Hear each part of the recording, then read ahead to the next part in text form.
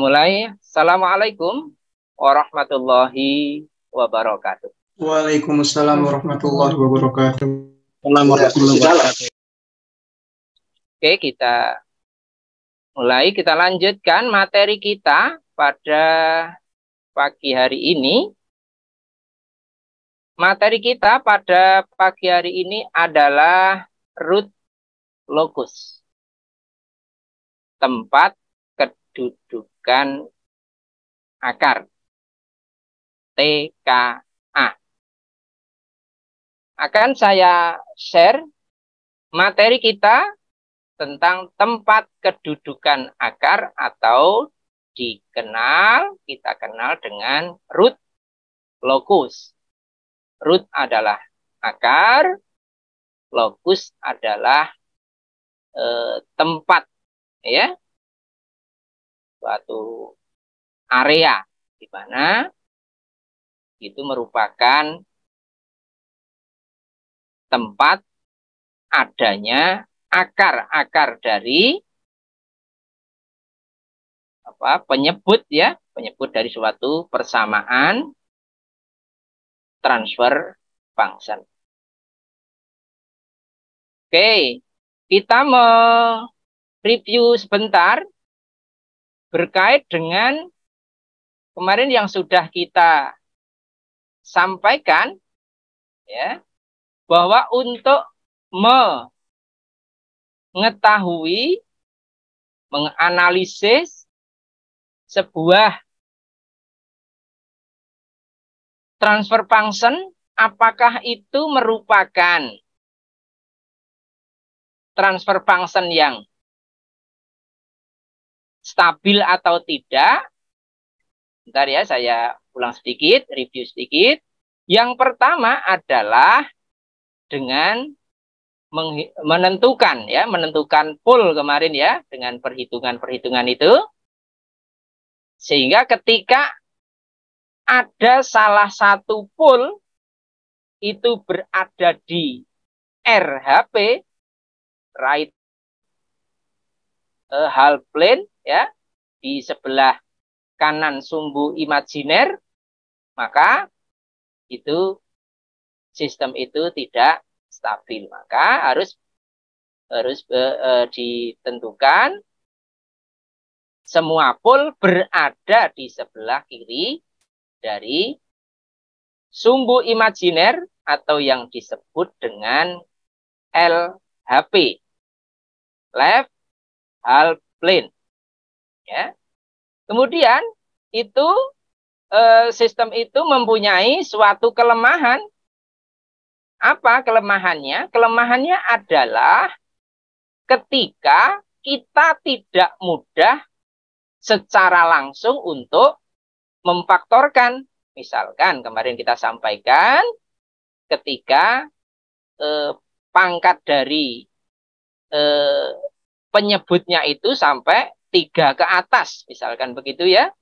S-nya pangkat 3, bahkan S pangkat 5, tentu kita akan tidak bisa secara langsung menentukan berapa nilai S dari 1 sampai S yang kelima, padahal S itu merupakan tempat, ya, poolnya, ya. Poolnya itu nanti bilangannya berapa.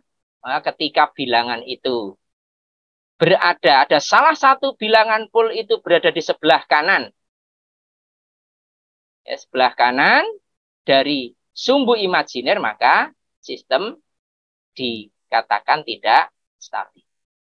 Kesulitan itu dijawab oleh Ruth Hurwitz. Dengan apa? Tidak harus memfaktorkan dan tidak harus mencari nilai-nilai dari akar-akar itu, namun cukup Mr. Hurwitz, Ruth Hurwitz, ya, memberikan suatu kriteria metode untuk menentukan apakah persamaan dari suatu sistem yang nanti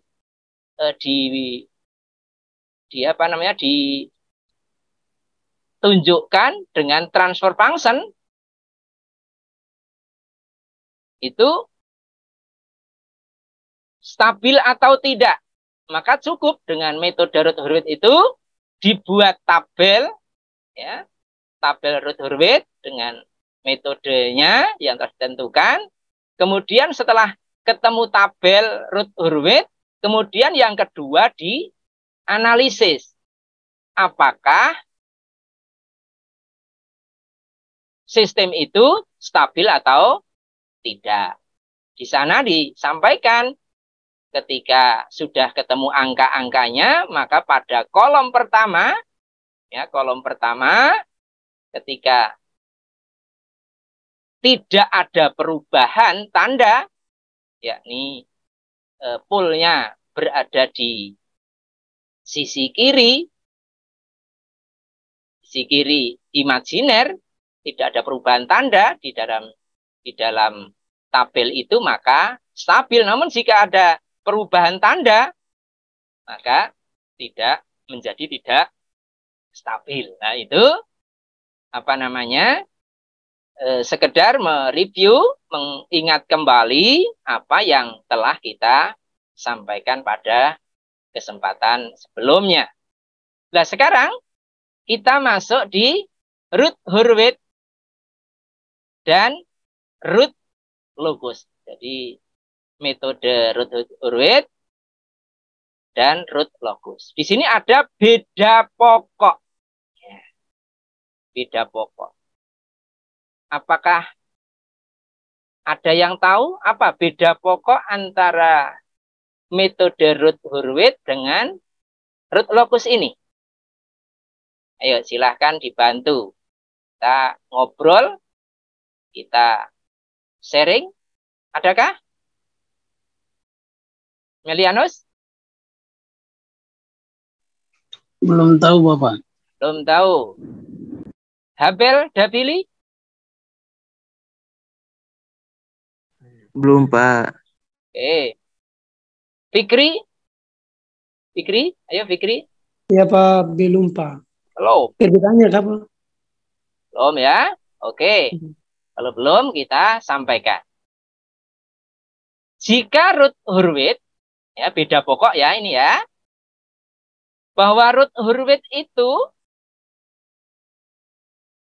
kriteria untuk menentukan apakah transfer function dari suatu sistem itu stabil atau tidak. Dengan tadi yang saya katakan, nanti dicek lagi ya materinya. Ada tabel Routh-Hurwitz, kemudian kita menganalisisnya. Tuh.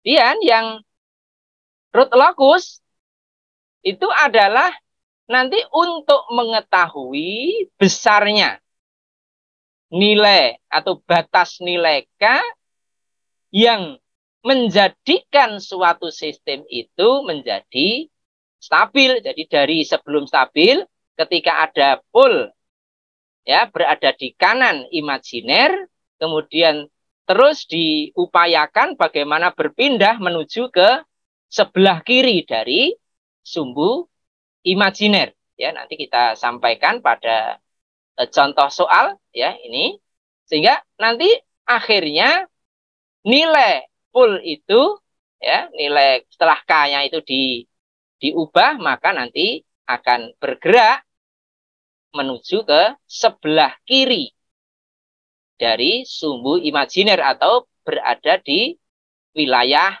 LHP, left half plane ya. Itu. Ya nanti akan menjadi stabil, sehingga Routh-Locus itu nanti kita akan menentukan tempat ya, tempat akarnya itu di mana sehingga suatu sistem menjadi stabil. Oke. Nah, ini apa hubungannya atau apa manfaat dari nilai K harus diketahui? Hal ini berhubungan dengan penentuan nilai K. Ya, jadi di sini penentuan nilai K ini ya, nilai K di mana besarnya nilai K itu adalah merupakan besarnya gain dari proporsional atau kendali proporsional yang menjadikan sebuah sistem menjadi stabil. Di mana sebelumnya tidak stabil. Karena apa? Ingat, Ruth Hurwitz kemarin yang pertama kali itu menyatakan bahwa ketika ada satu pole ini, ya, karena ada pole-nya yang masih, ya, pole-nya ini masih berada di sebelah kanan sumbu imajiner atau yang disebut dengan RHP. Maka ini sudah pasti tidak stabil. Lah, upaya di dalam masalah ini adalah bagaimana kita menjadikan agar root locus ini kita mengetahui, ya, tempat kedudukan akar agar kita menjadi stabil. Intinya ke sana, ya. Ya, ke sana.